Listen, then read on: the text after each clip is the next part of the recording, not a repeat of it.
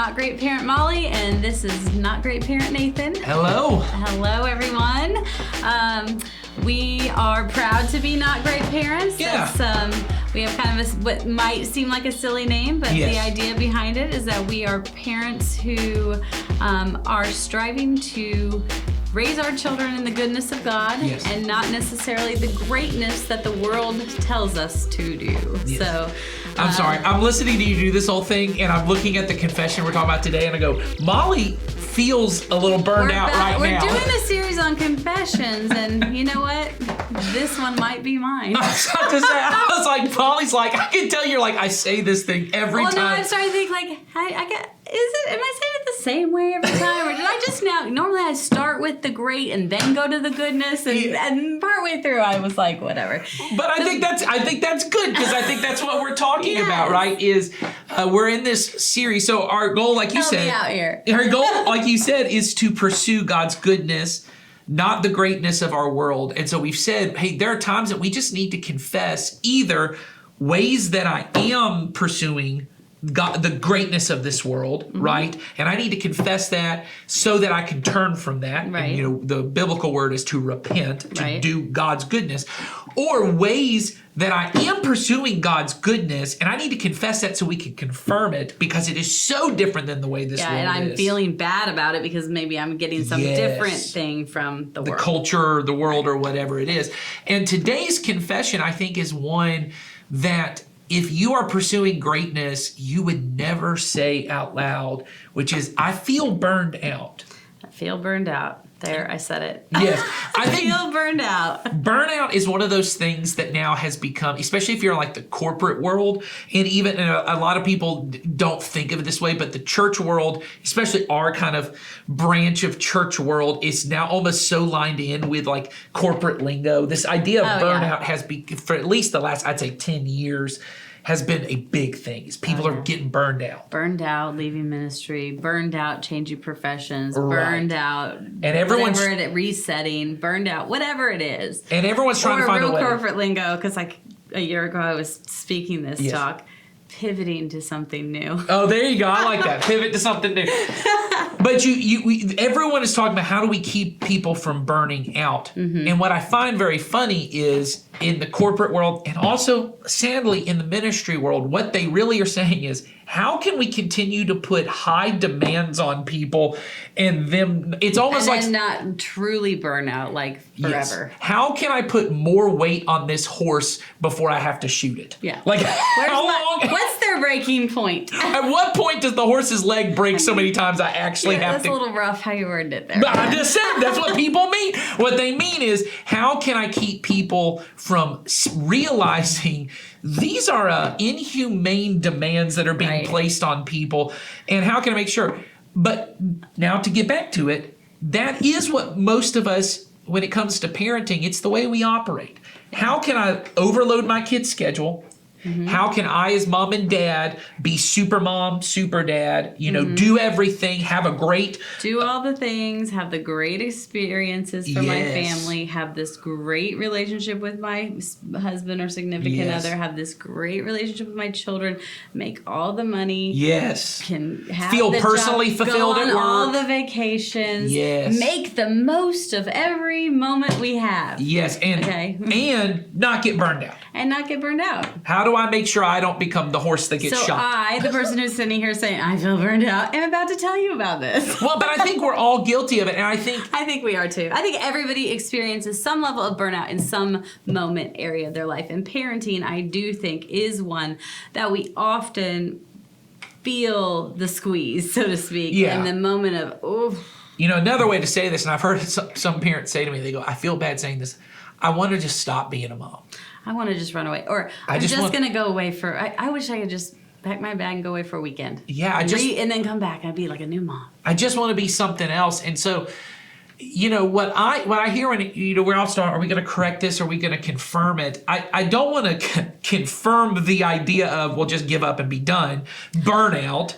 But I also don't want to correct and saying you should never feel tired. Mm-mm. I think it's this mixture in between of being able to say, it is normal and natural to feel, let me say this, it is normal and natural that at the pace most of us live, you will feel burned out. Yes. It is not the way God intended us to live. And so if you are feeling burned out, it does not mean you are a bad mom or a bad dad or that you don't love your kids.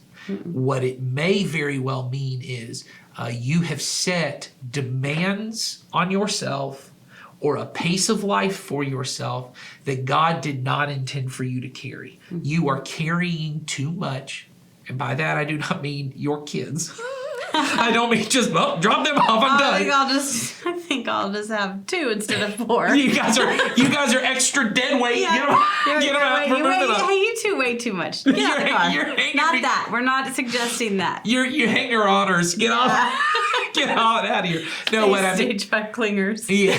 What I mean is that you might be doing parenting and really life in general in such a way that is not sustainable for you to do the work of God, right? The pace at which you are doing the work of God may be destroying the work God wants to do in you. Right. And, I'm clearly feeling that right now. And sometimes it might be something that happens in a season, right? So in my case, we had a whole bunch of extra things come up. We had a death in the family that... Yes. And there were some things I didn't protect, some boundaries, which made some additional layers for me and having people staying in my house and things like that. But sometimes it is there are things that the event I couldn't control, but then there were some other things within it. So sometimes these things are in a short season. Well, so that burnout isn't necessarily like a long-term thing. Yeah, I think those are 2 different things, though. And I think that's an important distinction to make for people. I think it is normal and natural that when there is extra burdens on your family, extra activities, there's an unexpected death in the family. That is a normal time. I know this one wasn't fully unexpected, but you know what I mean. I'm just going to say it. Death is always really inconvenient. Yeah, okay, yeah, that's true. Another confession. I think death is inconvenient. Yes. Oh, yeah, it is, right? And you have these times whenever that happens, right? It is normal and natural. You're going to have to do a little extra, right? If your kid had an unexpected medical thing, I would forget about even that. They broke an arm. Yes. For that period, you're going to have to run a little harder, do a little more than you normally. You have to do more for your kid. Your routine has to change. And so you're going to feel extra tired. Burnout is when nothing has really changed in my routine. Nothing extra is happening.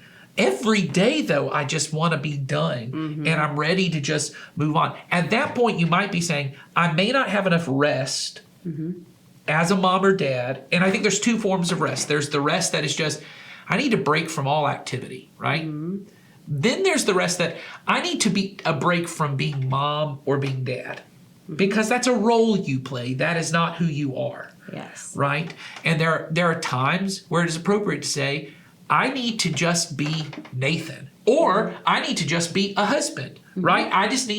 Sometimes I just need to be me. My wife said to me the other day, hey, you need to just go to a movie by yourself, because I love doing that. She goes, you just need to go and just enjoy, 2 to 3 hours by yourself and do something. And I said, you're right. That'd be great. We've had a season in our life that's been very difficult. And honestly, and I think she would agree, a lot has fallen to me. Right. But it is just for this season of time, right? And she is able to see and go, you need some extra rest during this time. Go and do that. But then tomorrow, my wife and I are going on a date. Oh, and so that's time for me I'm not dad during that time, but I am a husband, and we can focus on our relationship. And so it's really okay to take a break. And I would say it's God intended. I think God, like we always talk about modeling, we could talk about the Sabbath and all that, but God put that in place, 1, so we would follow it, but 2, as a model for other times when we needed rest. Yes. So and I think that we also have a physical response to this physical response of feeling burned out. That is a trigger to us to say, hey, we need rest. And I think that is all God's design, so that we can say, slow down, whatever that looks like. So I know for me, yes, we had this funeral and all this stuff. But I also know that caused me to miss an entire day that I normally have by myself. Yeah. That I I spend trying to do a few things that I enjoy. And then it also meant that my husband and I didn't have any time during the week together. And Right. it was all those different things. So I think that, it's designed by God so that we know, hey, this is how to rest. Yeah. And it looks different Yes. for each person, but yet it is still important. Yes, and I think it's really important that we look at that and go, so let's talk about the Sabbath for a minute. For people who don't know, so the Bible's creation narrative in Genesis, but then it gets repeated all throughout, is that for 6 days God creates the world, and then on the seventh day God rests, right? And it's kind of this interesting part of the story that God is just choosing to rest. Now, the idea behind that originally, just in the creation narrative, is that in the ancient world, the way that the creation narrative is set is that God is creating a temple for himself. And the way that the gods would always end creating their temple is they would sit on their throne and they would rest from the war they had to do. Mm-hmm. Normally in ancient creation stories, it was the gods are at war, our God won the war, and now they sit on their throne and they rest from their battles. Well, our God doesn't do war to create the world. He doesn't do violence to create. It's this life-giving, things are giving birth and things are happening, and God is bringing order to chaos, and he's doing all this. Then at the end, God sits in his temple, which is the entire world. The entire world is his temple, and then he rests. But then when God frees the people of Israel out of slavery, so they've been slaves in Egypt for 400 years, and he takes them out of Egypt, and he gives them the 10 commandments. Right in the middle, he gives them this commandment where he says, you shall keep the Sabbath day holy. And then it's the longest of all the commands, yet it's the one none of us think we have to keep. Yeah, because we live a life of business. Right. He comes in and says that, you should honor the Sabbath day, keep it holy. And he says, because you were slaves in Egypt, and you had to work every day. But the Lord has freed you from that. And to remind you of that, you choose not to work on the seventh day. You choose to rest. Then he adds a whole bunch of other stuff to it. He then says, every seventh year, you're to let the land rest. You're supposed to, for the 6 years leading up to your Sabbath year, you collect enough food that you can let the entire land rest. Then every 7 times 7 years, so every 49 years is what's called the year of Jubilee, which is the time that all debts are erased. Bet some of you are wishing that was coming around. Yeah, that's right. All your debts are erased. All land is returned to its original owner. So if you had to, mortgage your land to make it happen, that happens. All prisoners are set free. Right. All slaves are set free. There's this time where you're resting it's like a reset for everything. Yeah. And it becomes this rhythm that would say, hey, everything in life needs seasons and needs periods where you're just breaking and resting and doing what matters. Now, that's a principle for life. At some point, we probably should talk about what the Sabbath actually looks like. We will at some point. But we're saying in your parenting, you need to take that principle in and say there need to be periods, regular periods where you say, I am resting from my responsibility as mom. Right, because this feeling of burnout does occur. Yes. And it will occur, but it is not an infinite feeling, and it is not it should not be your norm. No, God does not intend for that to be the way we live. Because if we are living in the state of burnout, we are not going to be at our peak performance to do what we partnered with God to do in his kingdom and do the kingdom work of God, because we're too flat out tired. So we're not going to be as good of a parent to our children. We're not going to be as good of a spouse. We're not going to be as loving to other people. And so that is why it is so important to catch ourselves and to put practices and things in place to help us keep from getting this long-term feeling of burnout, and recognizing that we shouldn't be living in that state, and that shouldn't be where we want to stay. So one of the things we wanted to do today is just talk about some things you could do. Yeah. Well, and I think to get to the point you're talking about there is part of the reason you're supposed to have Sabbath, and part of the reason you as a parent need it, is you need to be reminded you are not what you do. Right? That's why he makes the point to them of saying you were slaves in Egypt. Right? Slaves are only as worth as their productivity. Right? Which is maybe says a little bit about how you work. Right. That you have, and I'm this kind of person. I judge my entire life based on how productive I am. I have little measurements for myself on everything. And I do that with parenting. How well my kids do, that tells me how good of a dad I am. And how good of a dad I am, or how good of a husband I am, how good of a minister I am, that tells me how good of a friend you are, all the ways. Well, one of my daughters came to me this morning. I mean, just today, I came home for lunch, and she came in crying because she had done bad on school, and she was crying to me. I just did so bad. I can't believe I did bad. And I said, "What are you afraid of?" Mm-hmm. And she said, "I said, what are you afraid that if you're bad at school, that means?" She goes, "Then I'm not a good girl." Mm. And of course, as her dad, what I go is, I don't care how you do at school. You being a good girl has nothing to do at school. But then it was a wake-up call to me of how well I am as a husband, mm-hmm. right? If my wife is struggling, what does that say about me? Mm-hmm. If my kids are struggling, what does that say about me? If I'm struggling at work, what does that say about me? And to be able to have these periods of rest where I don't do anything, it reminds me the reason I should care about my wife struggling is because I love my wife. The reason I should care about my kids struggling is that. The reason I should care about being a good pastor is I care about these people, right? And I want to do my best for them. But ultimately, the world keeps spinning even when I don't do work. Yeah.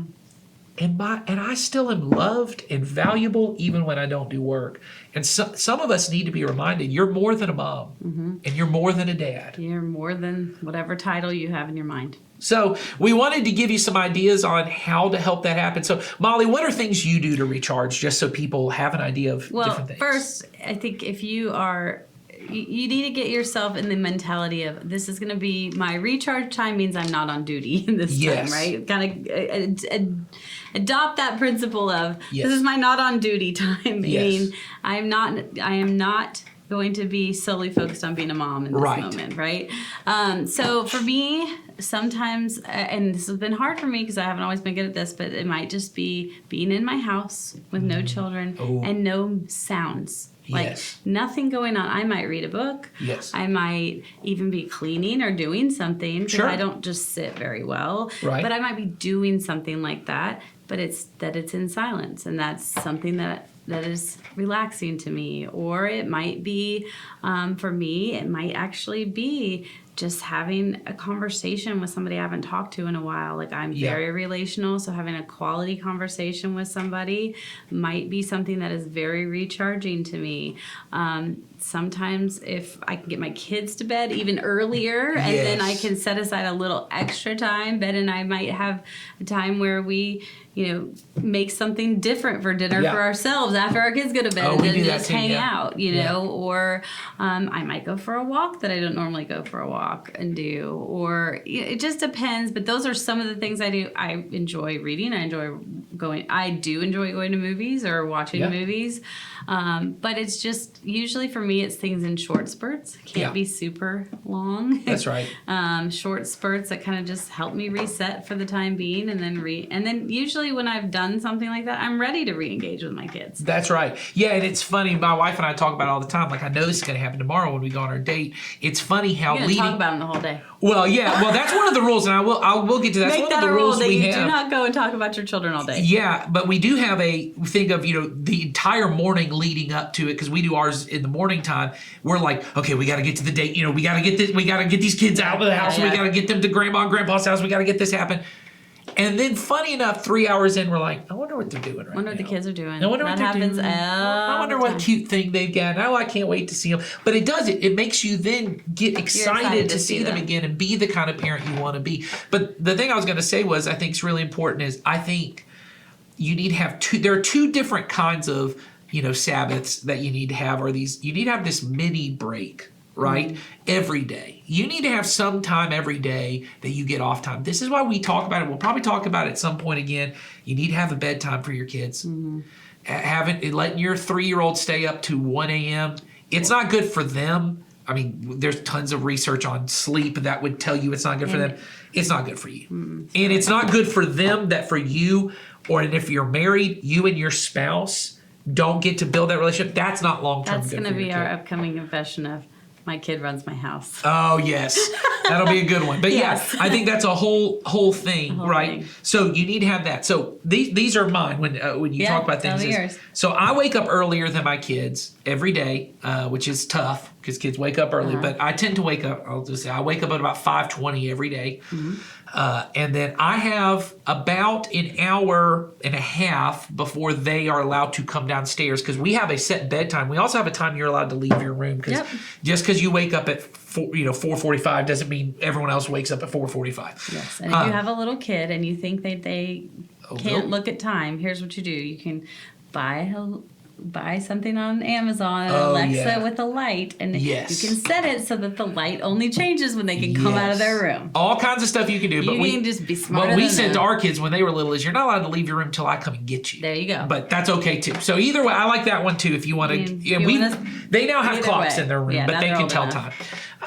So I get up and I have a quiet prayer time with just me and God.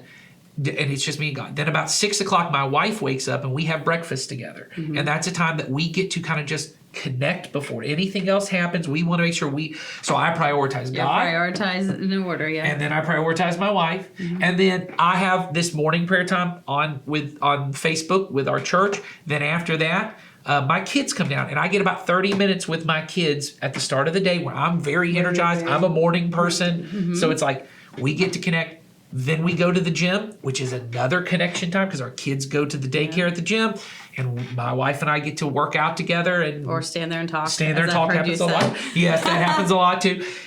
Then I come to work, which is at least for me, I really care about my work and I enjoy it. So that's a little bit of a break for me. Yeah. Now my wife's on the other hand, she's a stay-at-home mom. She needs time where she's not on duty. So we have a time every week that she gets to just go out with a friend and be off-duty mom because the work-home life balance is tough for working moms. It's also really tough hard for stay-at-home moms. It's really hard for stay-at-home moms because they don't ever get to be off-duty. Because they live in their office. They live in their office, and so they don't ever get a time to really. Their coworkers never go home. No, or shut up. And so they need to have that. Then, like I said, I have lots of time when I come home from work that is dedicated to be with my kids. They play tablets, or we go outside and be together. We do whatever, and I kind of connect with them. We watch a TV show to kind of end the night where we're all doing the same thing. Then they go to bed at a set time, and my wife and I get about an hour and a half to just be together, and we can watch a show we like, or just talk. Do whatever. And Tuesday, Wednesday, Thursday, I have a call for about 30 minutes with some friends from church that are basically family for me.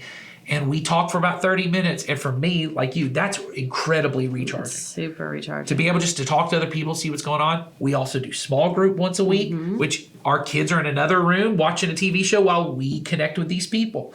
Yeah, I also, on that note, on Sunday's a time for us. If your whole day is for that, but I think it's really important as parents one of the reasons that I love children's ministry is not just because we do a lot of really fun things back there, which we do. Yes. And your kids are missing out if they're not in there. But it's because that is 1 hour that we can literally gift parents to recharge. Yes. And so saying, I am practically begging parents not to take their children with them into service because it is 1 hour of off-duty time that we can give a parent and build into them. And so if you're not coming on Sunday, first of all, come on. Second of all, bring your kids to us and you just have that hour and start being present. You get 2 hours. If you serve, you get 2. And being present in that is incredibly recharging in those moments. And maybe it won't feel that way on first or second week or if you came once a month, but the more you do it, the more that time becomes sacred to you and sacred to your recharging. And so I think those are important to have a routine where I get it. But then there are in more extended periods. We have date days where maybe once a month, we try to do it twice a month if we can. We get to let our kids go to the grandparents' house, or we have other people in the church who are just very kind and go, hey, we'll take your kids for a little bit. And we get to just go off and be a married couple together, right? Yeah. And then, like I said, my wife has a time she leaves to just go be not even a mom, not even a wife, just go be herself and be with a friend. her, yeah. And she will say to me occasionally, hey, you need to just go be you, do something you enjoy. And I love going to the movies, so that's it for me.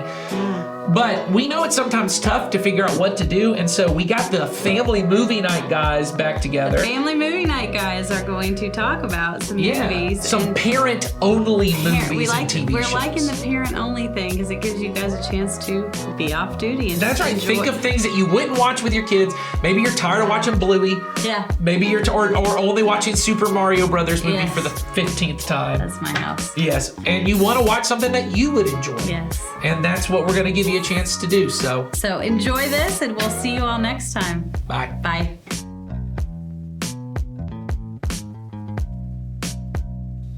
Welcome to the Family Movie Night podcast segment of the Not Great Parents podcast. We are very excited to be here. I've got my wonderful co-host, as always, the hero of this podcast segment, Donnie Dorsey.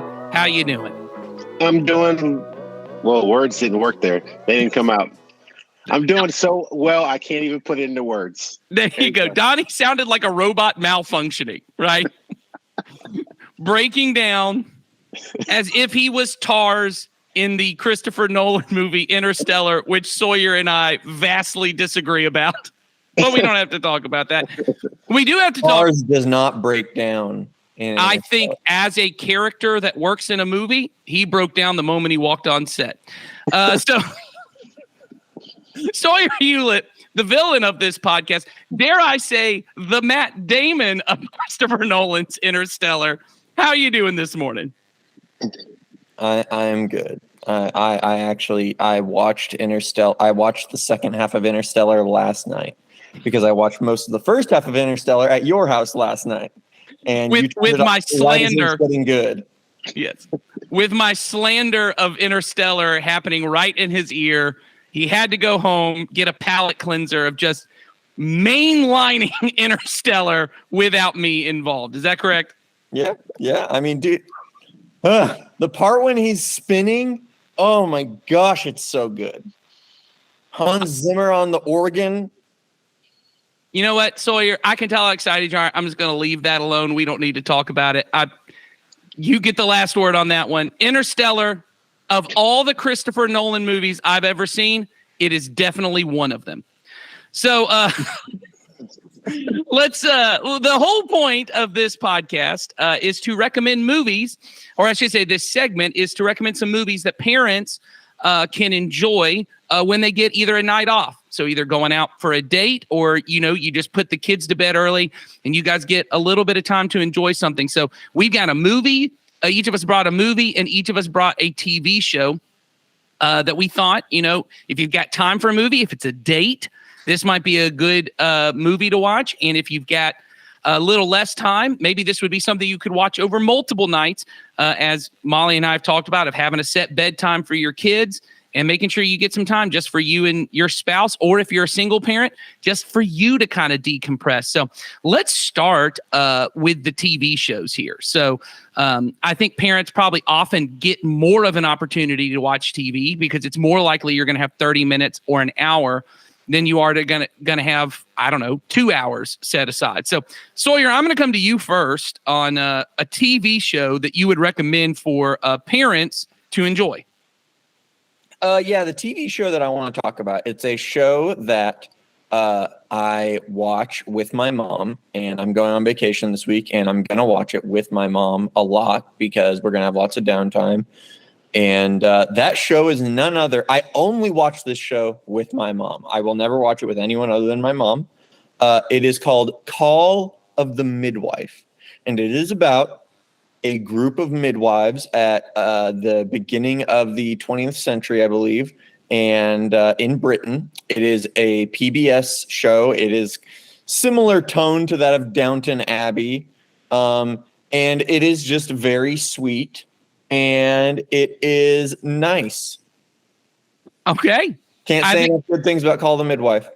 Very good. I do want to be clear that the show is called Call the Midwife, not Call of the Midwife. I would like a show that was Call of the Midwife, which was a mixture of Call of the Midwife and Call of the Wild, where these midwives were out there with like some kind of ravenous dog. Yeah. Vanessa Redgrave is leading a pack of midwives in the wilderness.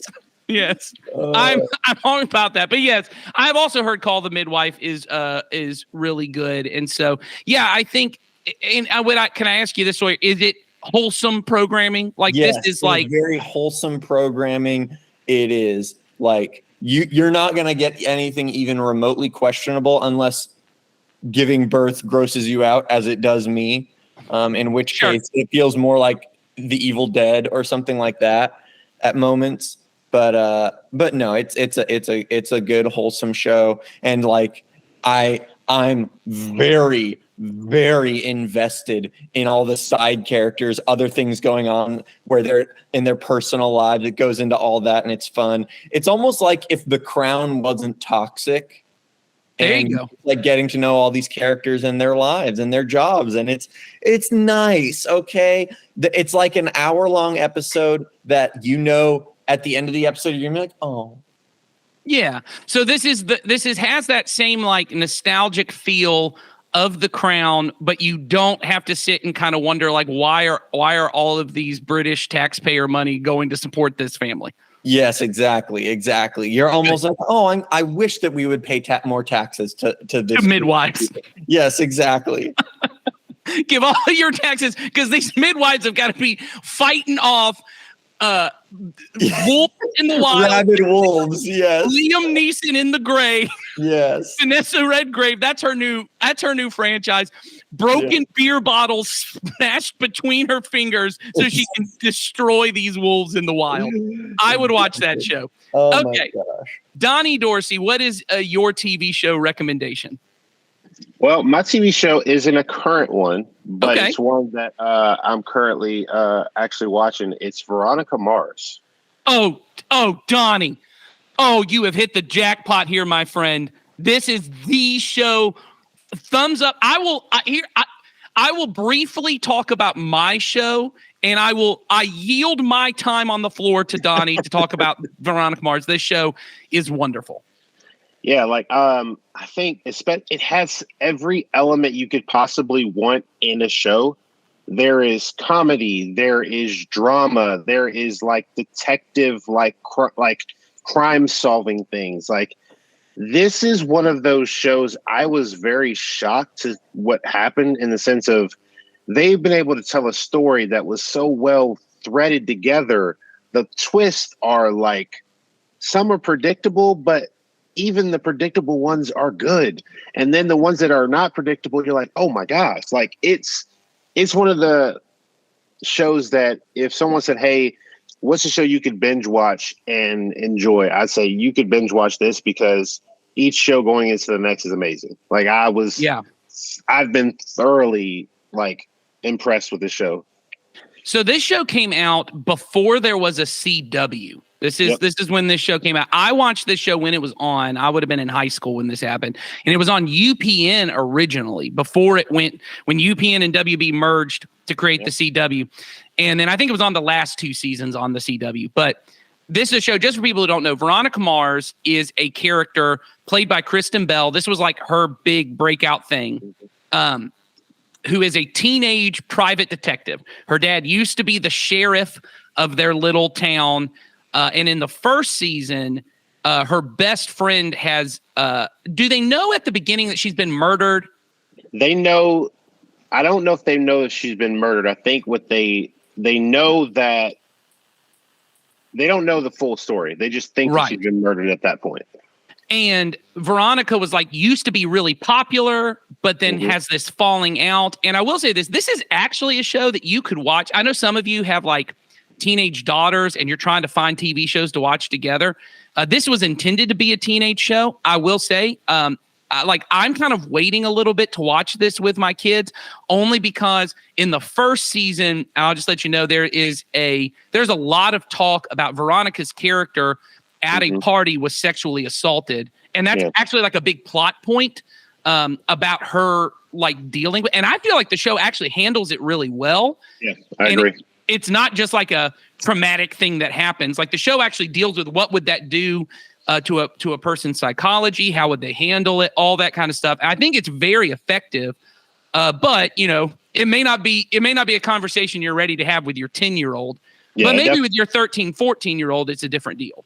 Yeah, it definitely tackles a lot of different topics. I mean, like you said, I mean, and it's done well in a way that, like you said, it's not just, hey, this is a topic like for this episode and so on. It's you see it unfold in how that person interacts with people and moving forward. And another cool thing I thought about this show was all the shows that you probably like now, your favorite stars have cameoed in this show somewhere or another. One in particular that was one of the first ones I recognized was now I can't think of his name from New Girl. What is his name? I can't think of his name right now. Jake Johnson, or the other guy? No, the other guy, the one that was Schmidt's character. Yes, Schmidt. Oh, I didn't remember he was on that. That's so funny. There's so many cameos in this, and I'm like, oh my gosh, like all these shows I've watched already, and then I'm coming back. I'm like, oh, you were in this show? Okay, but yeah, like I said, I mean, I would highly recommend it. Like you said, there are topics that you may end up having conversations about, but that's I definitely think it's a show that if you are a couple who doesn't get like a lot of time to watch a show, it's pretty good because it does have this overarching season arcs. Every season there's a different arc, like that's the whole thing. But every episode's like a villain of the week thing too. So like you could watch one episode and then 3 or 4 nights later watch the next one. And it doesn't feel like one of these Netflix shows that when you watch episode 2, they expect you have just watched episode 1 and remember everything. So it very much keeps up. So I would agree. Plus, it's one of those shows that got canceled. They then did a movie. Then Hulu picked it up for a new season. So there's I think there's 3 or 4 seasons of the original run. Yeah. Then there's a movie and then there's an additional season.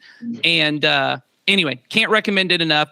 My TV show, real quick, I said I'd yield my time, so I'm just going to mention one that is, this is definitely for parents only because the amount of language that is in it and really the subject material.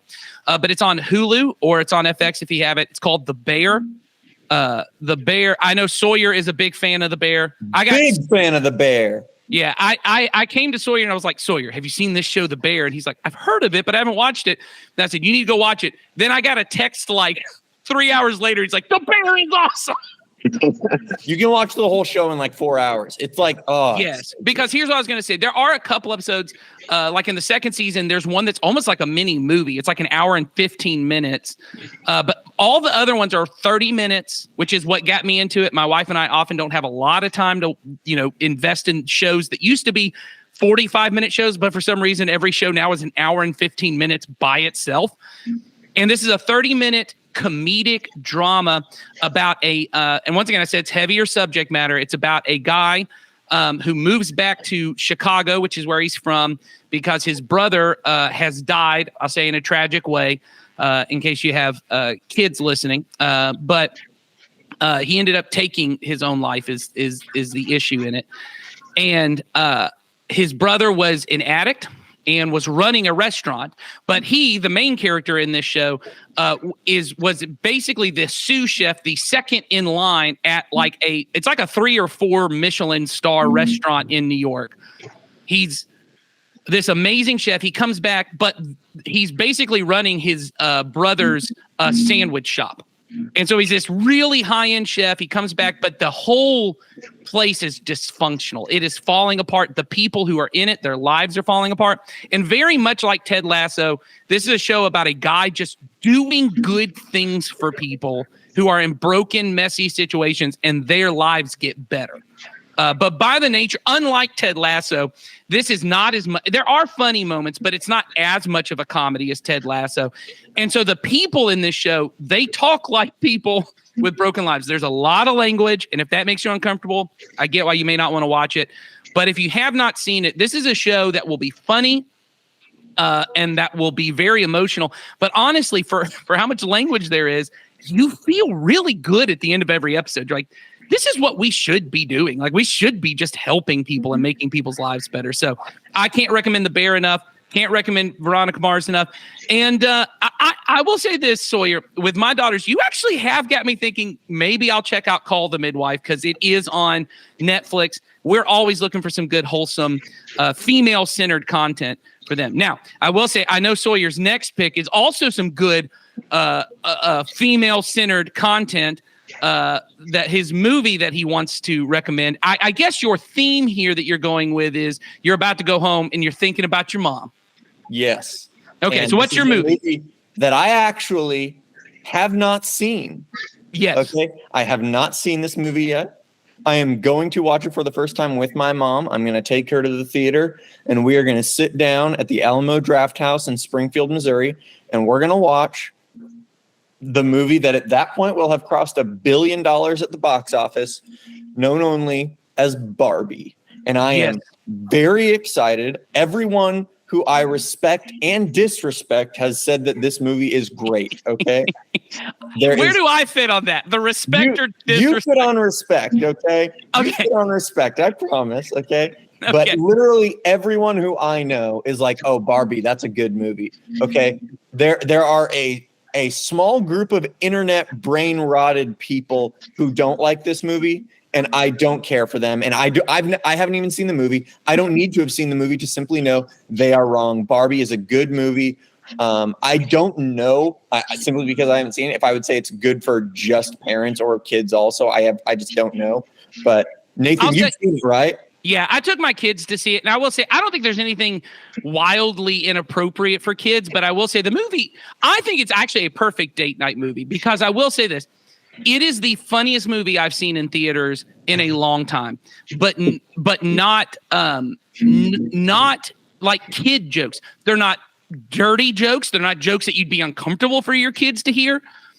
They're just not jokes that those kids would get. Like there's an entire scene and the entire joke is around why men love singing Matchbox 20 songs. And it's hilarious. I have heard the legend of this moment in the movie, and I like break out in hives just thinking about it. Like I need to see this movie. And there are definitely moments. I understand the people who think it's too preachy. I don't think it's any more preachy than any other movie that has something to say about issues in our world. But it definitely is very funny. I think both men and women will enjoy it. So I agree. I think you should take your kids to see it, and they will like it because it's bright, it's colorful, there's dance sequences. But it was remarkable to me how much this movie was more for the parents than it was for the kids, even more than like Pixar. It's not one of those where it's like, man, the kids are really invested, but this is like, it's really for the adults, and somehow the kids also get something out of it. It's like the reverse of a Pixar movie. So I think it's a great date night movie. Donnie, you got a movie to recommend? I recommend the third installment in Guardians of the Galaxy. Yes. I thought this movie literally did everything it needed to do. It gave you backstory of characters you didn't know about. It gave you more depth to each of the characters you already knew. It made you could through this movie, you cried, you laughed, you got angry. It was like all the emotions. Like it was just a whole emotional bucket. You were an emotional, everywhere, all over the place. It was great. Great movie. I will echo Guardians of the Galaxy Volume 3 praise. Yeah, it's a great movie, and it has. I feel like this is another good date movie. Honestly, I think there's a lot of crossover that can happen with this movie. I love this movie. Yeah. So I totally agree. Think Guardians of the Galaxy 3 is awesome. It was one of my favorite experiences in the theater. Especially if you like Guardians of the Galaxy. And I think this really works. I mean, it is a fitting conclusion. I don't think it does anything that the other ones don't do. It's going to be funny. It's going to make you want to cry at parts. It's going to have all the things that you expect. And I will say for the parents, because I know several parents who the Guardians are kind of the edgiest of the MCU movies. This might be one that if you don't want your kids to watch it, it would be a great one for you and your spouse to see. I think you'll have a great time. So the movie I want to recommend to kind of close this out is I want to recommend a movie that I watched. I don't know. I actually watched this without my wife, but I've been considering going back to watch it with her. This is kind of a different it's 2.5 hours. So is Guardians of the Galaxy. So you're gonna have to dedicate some time to this. It's the movie The Fabelmans. It's Spielberg's most recent movie.